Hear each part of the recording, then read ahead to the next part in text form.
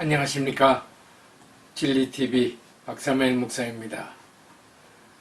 코로나 바이러스는 눈에 보이지 않지만 엄청난 영향력을 전 세계에 미치고 있습니다. 세상 사람들은 기쁨을 잃은 인생들이 되었습니다. 그러나 예수님만이 참 기쁨을 주시는 분이십니다. 예수 그리스도의 복음의 바이러스는 모든 악한 바이러스를 한순간에 없앨 수 있는 능력을 가지고 있습니다. 아멘. 그리스도인들은 어떤 상황에서도 변하지 않는 참 진리는 주 예수 그리스도 복음입니다. 요한복음을 쓴 이유는 요한복음 20장 31절에 나옵니다. 오직 이것을 기록함은 너희로 예수께서 하나님의 아들 그리스도이심을 믿게 하려 함이요 또 너희로 믿고 그 이름을 힘입어 생명을 얻게 하려 함이니라. 아멘. 요한복음에는 믿음이란 단어가 98번이나 나옵니다. 피지티어라고 그러는데 이 믿음은 나 자신을 예수님께 100% 의탁하는 것입니다. 요한복음 1장에서 12장까지는 표적의 말씀입니다. The Book of Signs. 또 요한복음 13장에서 21장까지는 영광의 말씀입니다. The Book of Glory. 요한복음에서 특별히 우리 예수님께서 7번 표적을 일으키십니다. 예수님께서 행하시는 표적 안에 하나님의 영광이 계시되어 있지요. 오늘 말씀은 갈릴리 가나에서 첫 번째 행하신 표적의 말씀을 보겠습니다. 요한복음 2장 11절입니다. 예수께서 이 첫 표적을 갈릴리 가나에서 행하여 그의 영광을 나타나심에 제자들이 그를 믿으니라. 아멘. 여기 표적을 헬라어로 세메이온이라고 했는데 영어로는 사인이라고 했습니다. 이건 이적 플러스 의미입니다.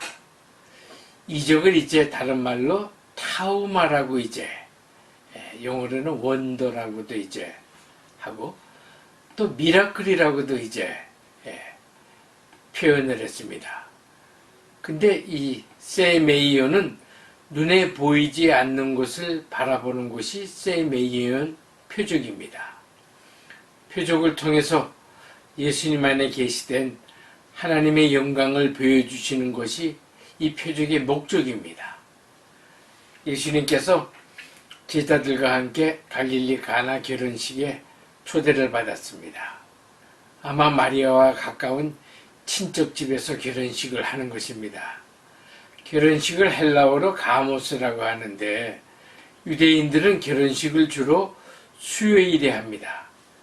그 이유는 창세기 1장 9절에서 13절에 보면은 창조 셋째 날 바다와 땅과 식물을 우리 하나님께서 창조하시는데 10절하고 12절에 두 번을 하나님이 보시기에 좋았더라.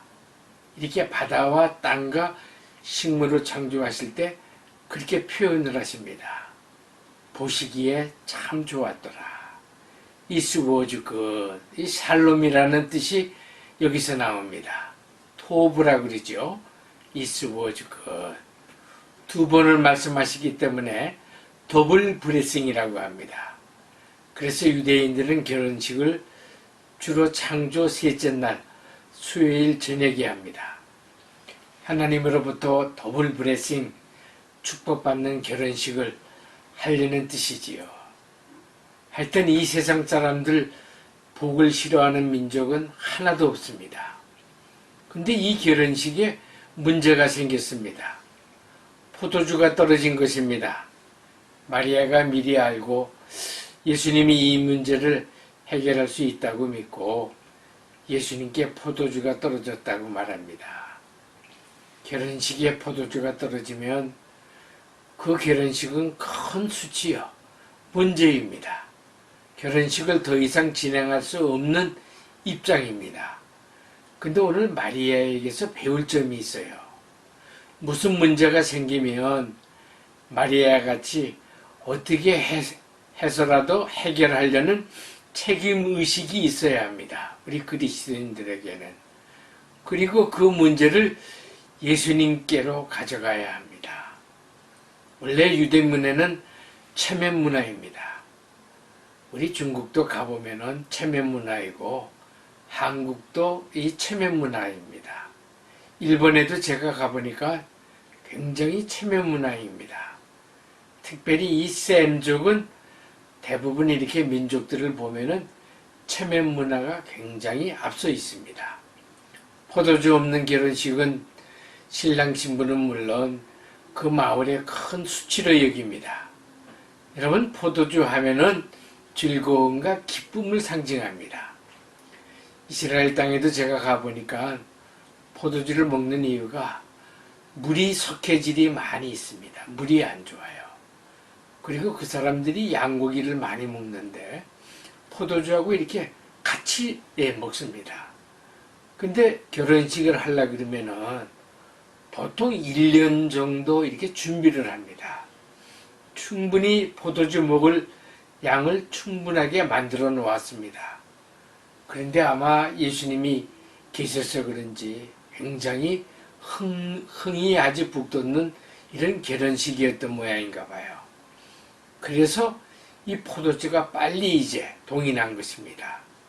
근데 왜 예수님께서는 첫 표적을 물로 포도주를 만드셨을까요? 예수님은 타락한 세상을 재창조하시려고 이 세상에 오셨습니다. 그래서 요한복음 1장에 보면은 이튿날 이렇게 3번이 나오고, 오늘 요한복음 2장 1절에도 보면은 사흘째 되던 날, 이 6일 동안 창조를 하시지 않아요. 우리 예수님은 이 타락한 이 세상을 재창조하시려고 오신 것입니다.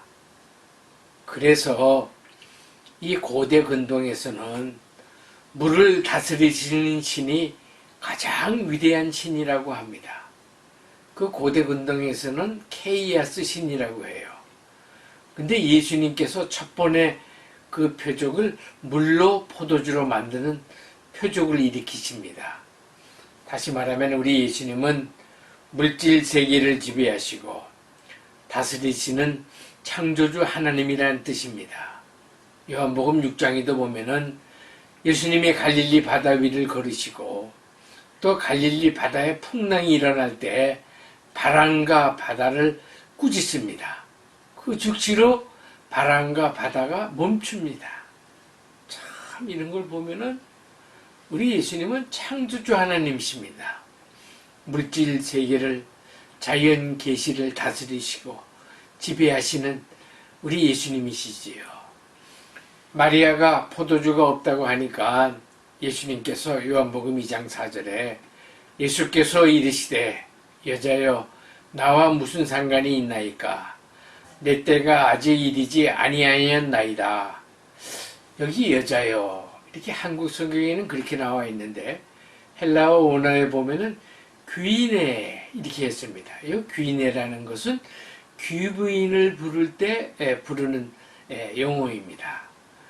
우리 예수님이 어머니 마리아를 무시하는 건 아닙니다. 근데 예수님께서 이렇게 무뚝뚝하게 대답한 것은 포도주가 모자란다는 일은 내 때에 하는 일이 아니라는 말씀입니다. 이 내 때라는 것은 우리 예수님이 십자가에 달리시는 때를 얘기하는 거예요. 우리 예수님은 온 인류의 죄를 위하여서 십자가에 죽으시는 그 때를 위해서 준비하시고 일하시는 것입니다. 그래서 예수님께서 일하시는 때는 인간의 필요보다 하나님이 필요하실 때 기적을 일으키시고 예수님은 인간의 뜻보다 하나님의 뜻을 우선하시고 일하십니다. 또 인간의 때보다 하나님의 때에 맞춰서 예수님은 일하시지요. 여기서 마리아의 지혜가 나옵니다. 마리아가 하인들에게 5절에 너희에게 무슨 말씀을 하시든지 그대로 하라 하니라. 마리아는 예수님께서 신성을 소유하고 있다는 것을 알고 있습니다. 예수님의 태생 때부터도 이제 천군 천사가 와서 이제 찬양을 하고 또 목자들이 와서 이제 쳐다보고 또 특별히 동방 박사들이 황금과 유황과 또 몰약까지도 이렇게 가져와서 경배하는 것을 보았습니다. 그리고 12살 때에는 성전에서 그 서기관들과 제사장들과 이렇게 변론하는 것을 보는 걸 보고 아마 이게 우리 예수님이 보통 사람이 아니라는 것도 이 마리아는 알고 있습니다. 그렇게 하고는 이제 하인들에게 그렇게 이야기로 갔는데 우리 예수님께서 하인들에게 두 가지 명령의 말씀을 하십니다. 거기 결례형 항아리 6개가 있었는데 7절에 보니까 항아리에 물을 채우라. 그리고 또 8절에 보니까 이제는 떠서 연회장에 갖다 주라. 이 연회장은 음식을 맛보고 검열하는 사람입니다. 영어로 보니까 The Master of Banquet라고 이렇게 썼습니다. 물로 된 포도주를 맛보고 놀래서 신랑을 소리치며 부릅니다. 거기 포네라고 하는 것을 소리치다라는 뜻입니다. 10절에 보니까 그대는 지금까지 좋은 포도주를 주었도다 하니라. 보통 이제 결혼식을 하게 되면은 처음에는 좋은 포도주를 주고 어느 정도 이렇게 포도주가 취하게 되면은 낮은 포도주를 이제 내어주는 게 이제 결혼식의 보통 이제 일상입니다. 근데 이사에게 이 결혼식은 마지막에 물로 포도주로 만든 그 포도주 맛을 보고 너무너무 놀란 것입니다.